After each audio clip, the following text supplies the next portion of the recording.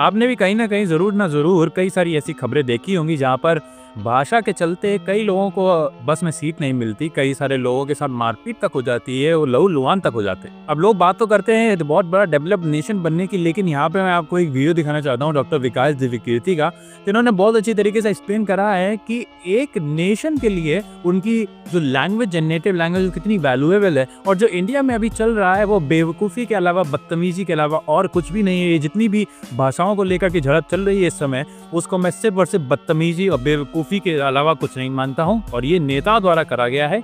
किसी पर्टिकुलर आदमी को कोई फर्क नहीं पड़ रहा है कि अगला कौन सी भाषा में बोल रहा है। क्यों? क्योंकि इससे पहले भी तो ये सारी भाषाएं एग्जिस्ट करती थी, अचानक से क्या हो गया।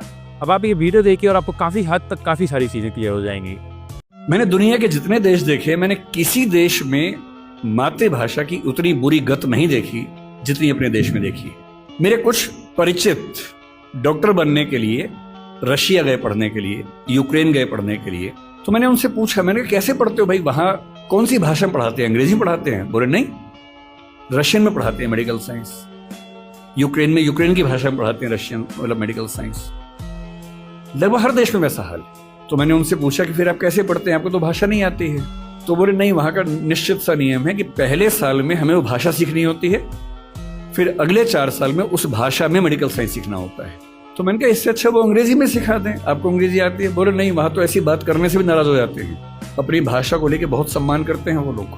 वहां पढ़ाई की भाषा वही है जो उनके समाज की भाषा है। अंग्रेजी भी है, रिसर्च में है, जहां जरूरत है अंग्रेजी भी है।